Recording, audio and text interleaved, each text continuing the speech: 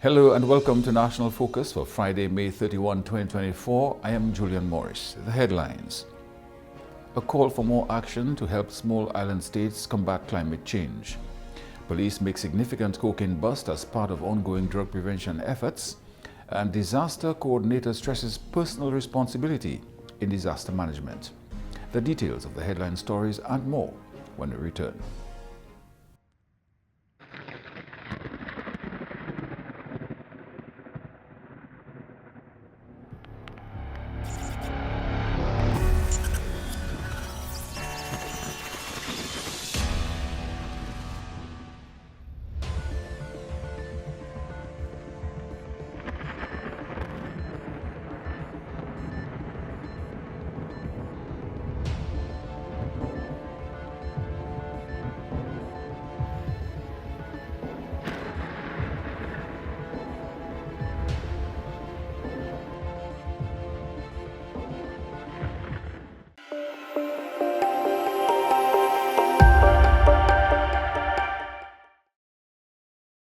Welcome back.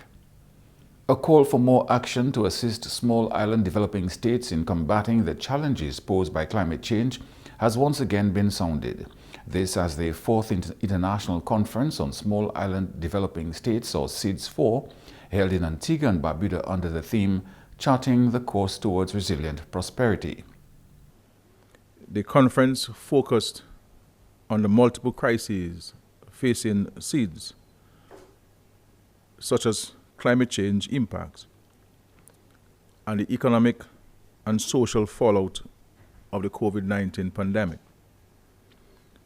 States reviewed the ability of SIDS to achieve sustainable development, including the 2030 Agenda and its Sustainable Development Goals, and proposed solutions for building resilience and achieving prosperity.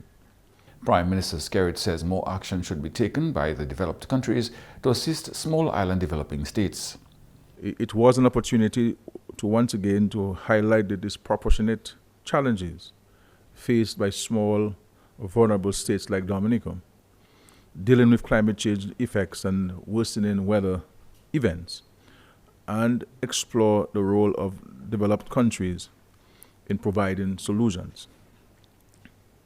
Obviously, from my standpoint, I would have preferred to have been engaged in less talk and for more action, especially from the developed world, who appears to be only providing us with empathetical comments rather than practical and pragmatic offerings of how they're going to provide the support that we need to build resilience and mitigation against the impacts of climate change.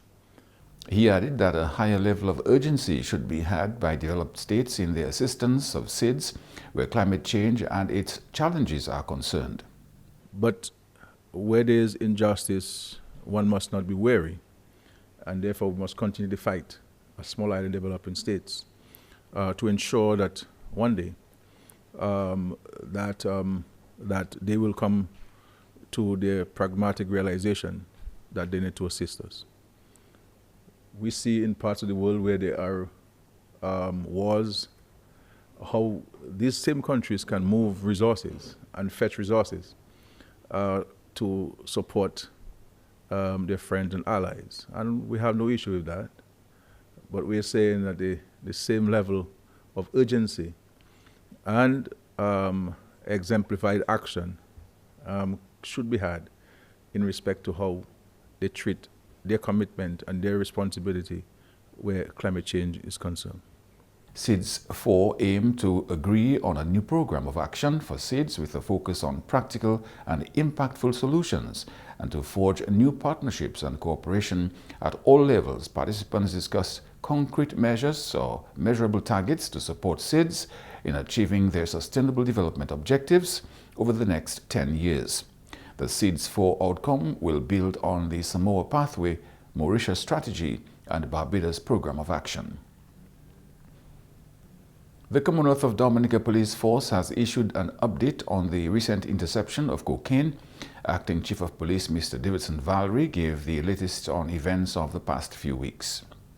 The Commonwealth of Dominica Police Force remains resolute in our effort to disrupt, dismantle, and defeat any drug trafficking activities on our island.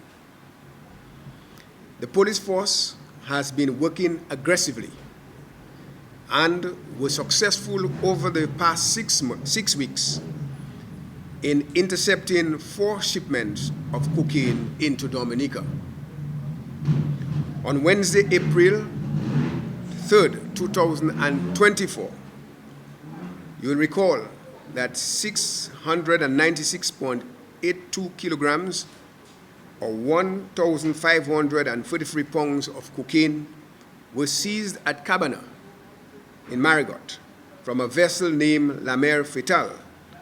The occupants of the vessel fled and no one has been charged. Investigations will continue. Following this incident, another batch of cocaine was confiscated in Dominica. On Friday, April 12, 2024,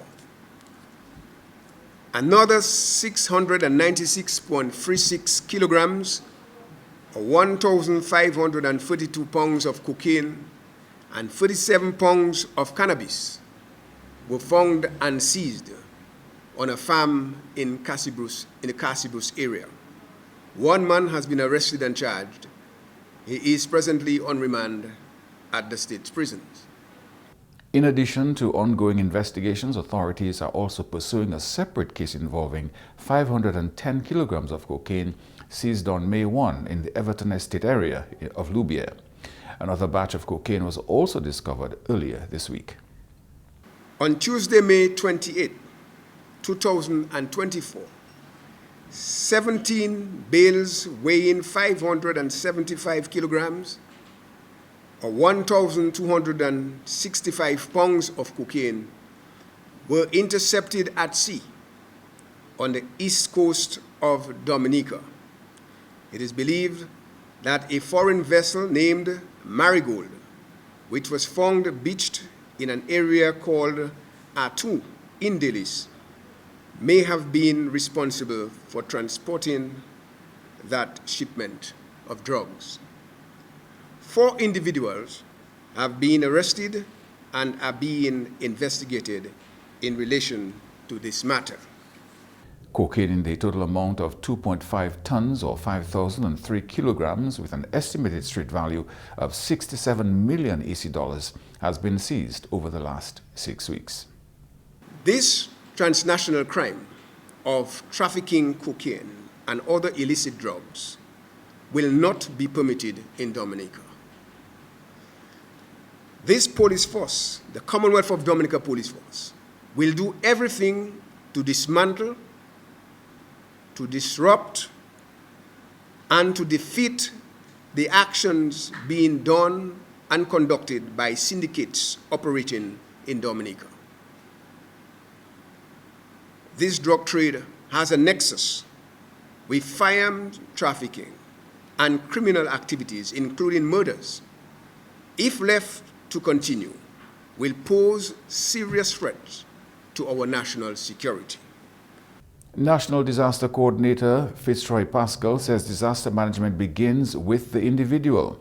Mr. Pascal spoke to GIS News on the eve of the 2024 Atlantic hurricane season, which officially begins on the 1st of June and runs until 30th of November each year. We're asking persons to be prepared. We are aware that the seasonal outlook has been released.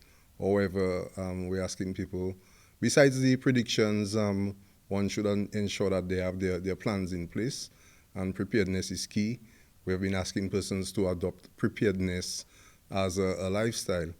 And we want to place some emphasis on the individual. Ensure that you know your surroundings, you know what sort of structure you have, you ensure that you have your various supplies in order, essentially having 72 hours worth of supplies on hand to go through any system. Individuals ought to know where their shelter is located. We have the free emergency regional shelters, in addition to the 104 shelters in various communities. And the national system is there to support anyone in the event that we have any adverse event to deal with during this hurricane season. Residents are encouraged to have a family disaster plan in place. We stress a lot on planning, and we have this vigorous public awareness campaign where we go out in the various communities. In recent times, we have been doing walkthroughs, and we have studied that in the south, in the Soufriere, Scottshead communities. But we like to admonish people to ensure that they have their plans. Planning is key. Planning will reduce the level of anxiety and ensure that you're better able to focus on what is at hand in the event of any adverse conditions. So of course, planning is key. You should ensure that you have your family plan, your emergency communications plan, and if you feel that you have to evacuate, you should have this evacuation plan at hand.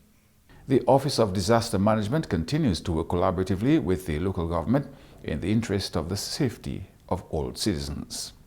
The ODM is not an island by itself. We're part of the broader NEPO, the National Emergency Planning Organization, headed by the Honorable Prime Minister as the chair. So we are the coordinating agency, and we interact a lot with the disaster risk management stakeholders on island, to include the local government. They are partners on the ground. They have the staffing complement that do all the groundwork. We also have the district disaster management committees and the community disaster management committees. Incidentally, there was a session held in Jimit yesterday with the St. Paul's Disaster Management Committee. So we have disaster management committees that are active on island, and they provide tremendous support to the national system on the ground. The local government department remains a key stakeholder in disaster preparedness efforts in Dominica. The division plays an important role on the National Emergency Planning Organization, NEPO. The Division of Local Government has key responsibilities under NEPO for preparing communities to be in a state of readiness, establishing community disaster management committees, ensuring that they get some training, ensuring that they're prepared. And the officers have been involved doing that throughout the year. You can't wait when the season is upon you. They're experiencing some challenges. The spirit of volunteerism is kind of waning, and so some of these committees need to be pushed and reactivated. But we've seen some of that activity happening. We're actually completing a list of disaster committees nationally that's ready just in the eventuality. With the new hurricane season starting tomorrow, village councils are expected to shoulder the responsibility of disaster preparedness in cases where disaster committees do not exist. We emphasize that local authorities, councils, have a responsibility, even where disaster committees are non-existent or dormant or non-functional. The councils will step in and have to carry the responsibility of ensuring that we are prepared to respond. The other key responsibility has to do with shelters. And so the chairman of the shelter subcommittee under NEPO is the local government commissioner. We work with a subcommittee, and the subcommittee has been meeting year-round. We have completed a full list of shelters for the island, 104 shelters. And of course, still mainly schools, churches, but we are thankful for the 3 regional shelters. These regional shelters have significantly increased shelter capacity. So we have the Casabros shelter, that has capacity of 300. We have the Layu shelter with a capacity of 150. And we have the Jimit regional shelter with a capacity of 500. And of course, once activated, they are able to provide shelter both before, during, and after. Even in cases where you may have people having to be assigned to a church or a school, now that we have the regional shelters, you can deactivate these and move anyone who is in a church or a school to your regional shelter for long-term sheltering. Adjustments have to be made in certain cases where there is no public shelter. We have a few areas where we have gaps. We don't have any public building at this time that can serve as a shelter, so we've adopted what is called a neighborhood approach. In some cases, so the entire community of Galion, for example, private homes. We have just demolished our school in Tibu, and we have new construction happening there, so we're going to adopt a neighborhood approach. We've already confirmed that there are houses that have been designated. They do not want to be published, but they are prepared to receive anyone needing shelter in the community of Tibu. And also the plan is to move people to the neighboring community if necessary, to Vega as options. So we have put other sub-plans in place, even in areas where we do not have a major public building.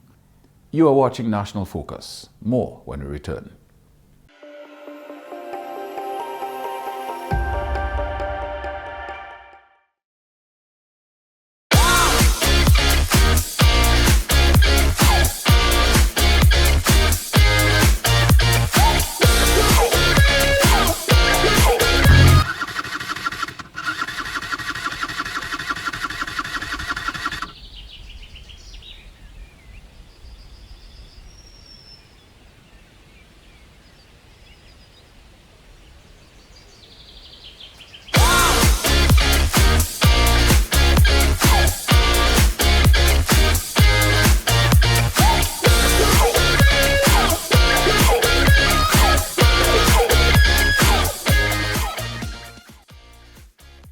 Ride safe, wear a helmet, safer roads in the nature aisle. This message was brought to you by the government of the Commonwealth of Dominica. Welcome back. Prime Minister of Dominica, the Honorable Roosevelt Skerrit, has extended condolences to the family and friends of the late Cardinal Kelvin Felix. He was the Roman Catholic Archbishop Emeritus of Castries St. Lucia. He died on Thursday, May 30, 2024, at the age of 91. Let me first extend deepest condolences to the family of the late Cardinal Kelvin Felix of Dominica and to the entire Catholic community in Dominica and the region. Cardinal Felix gave exceptional service to the Church and to the faithful over half a century since he was ordained as a priest in 1956. He rose to the highest ranks of church leadership, having been ordained a cardinal in 2014 by Pope Francis. Prime Minister Skerrit says the late Cardinal will be remembered for his years of service to the Catholic Church and Dominica. He was Archbishop Emeritus of Castries St. Lucia and President of the Antilles Episcopal Conference and the Caribbean Conference of Churches. For his service, he was honored in 1999 with the Dominica Award of Honor. We remember him now for his long service and invaluable contribution to the Catholic Church in Dominica and the region. May his soul rest in eternal peace. Felix was born in Dominica and ordained a priest on 8th of April 1956. In 1962, he left the West Indies for St. Francis Xavier University in Nova Scotia, where he attended a diploma in adult education in 1963. He gained a master's degree from the University of Notre Dame in Indiana in sociology and anthropology in 1967 and completed postgraduate studies in sociology at the University of Bradford in England in 1970. He was principal of the Roman Catholic High School in Dominica from 1972 to 1975 and Associate General Secretary of the Caribbean Conference of Churches from 1975 to 1981. He became a cardinal in February 2014. Since his retirement, he has returned to his native Dominica, where he assisted in smaller parishes. The Youth Development Division held an open day this week to showcase trainees' acquired skills and promote the division's work. Acting job developer Mrs. Carrie and Remy Timothy gave a short history of the skills training program. The assistance was aimed at training and retaining the remaining young unemployed in technical skills that will provide a head start for them in gainful employment thereby making them contributors to the economy. Hence the initiation of the Youth Skills Training Program. The first of such modular type training took place in 1983. The technical skills was complemented with related and character formation skills such as the social skills, business skills, health and family life education, and presently office etiquette, which training must complete as a requirement for certification. Assistant Chief Youth Development Officer Ms. Cesarina Paul says approximately 55 trainees took part in this year's modules, which focus on computer literacy, office etiquette, health and family life education, building trades, and small engines repair.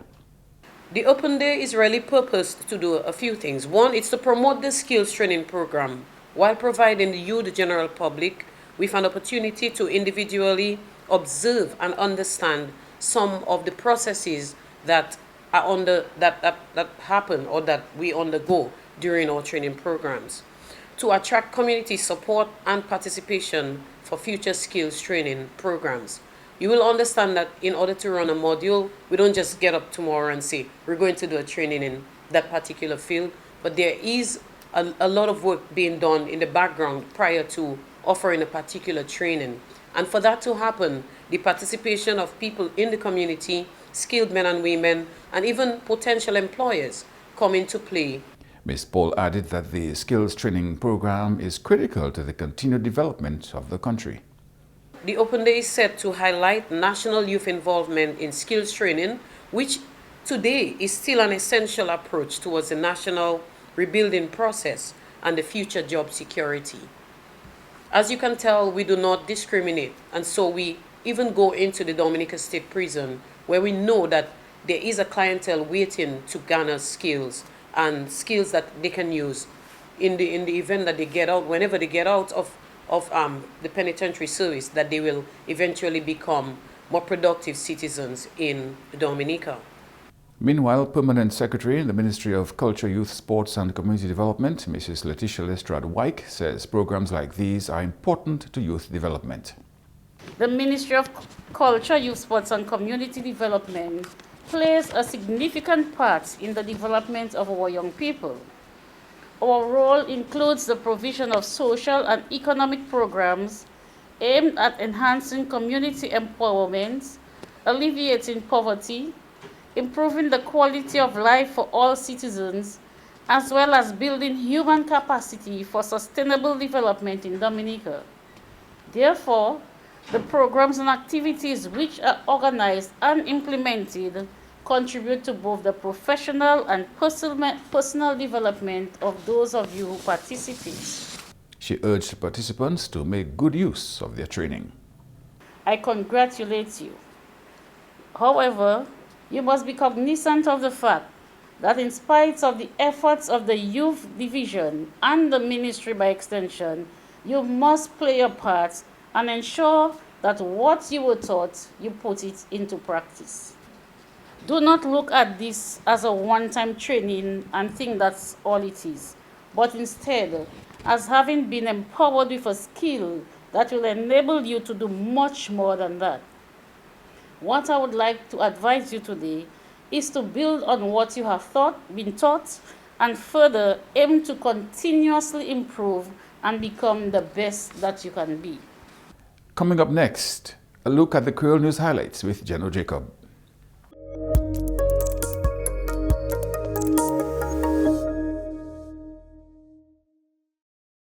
Bienvenue à ce nouvel Creole, nom monsieur Jeno Jacob.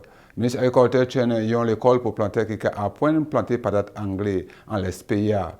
Graduation te avancée. Extension officer Emmanuel Joseph dit c'est planté à apprécier programme là.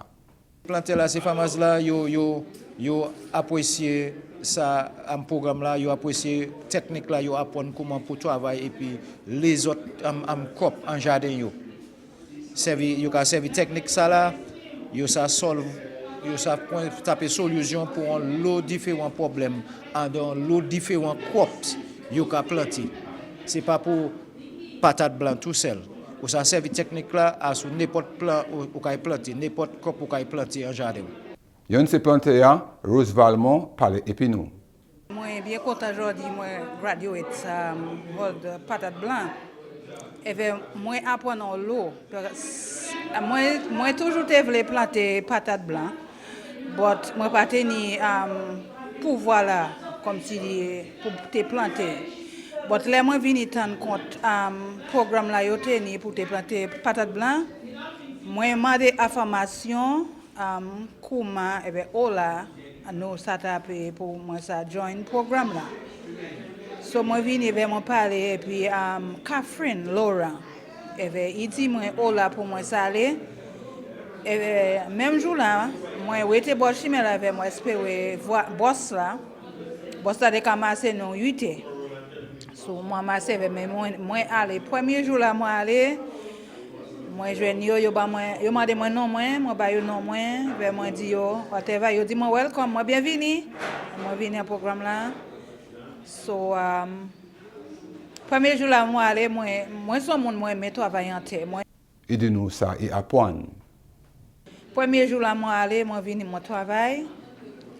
Nous sécler, yo te ka faire bed là pour te planter patate là. Nous aider yo faire bed là, manger yo bien. Et même jour là yo mené c'est plan là-bas non, c'est sizzling là-bas non. Nous ouvert yo, nous mettez yo en soleil parce que teni pour point vent avant nous te planter yo. Et nous planter yo. Et moi planter aussi parce moi même j'ai l'expérience aussi ouais comment yo ka faire moi bien content c'est moi content ouais moi content experience oui et même jour là yo ba nous plan yo ba nous seeds moi taper des moi planter yo toujours des ka venir garder yo ba nous poison aussi pour ça spray ba nous manioc et nous bail mais ça moi pas fait bien parce quand yo dit nous pas planter en bon temps. Nous planter en tant que chaise, pas tenir la pluie, tenir plus soleil passer la pluie. Mais il fait, mais pas fait go, il fait petit. Le gouvernement a bâti autant hurricane shelter qu'aille pour parer en tant que cyclone en différents villages. Saison cyclone là a commencé 1er juin, ça c'est samedi. Chairman du conseil village Wattenweven, Mouche Rudolph George, parle et puis nous contre préparation yo à faire. Comme nous avons approché saison cyclone là, et moi aussi à charge ces gens là qui travaillent à NIPA. Et ça nous a fait, nous a passé, nous a coupé tout pied bois qui a venu, qui a danger à ce chemin là. Qu'est-ce qui nous passe en l'eau problème après cyclone Maria? So nous avons nettoyé le village là, nettoyé toute dalle qui est possible et préparation pour faire sentir tout le monde qui met en place, qui caillou pas ça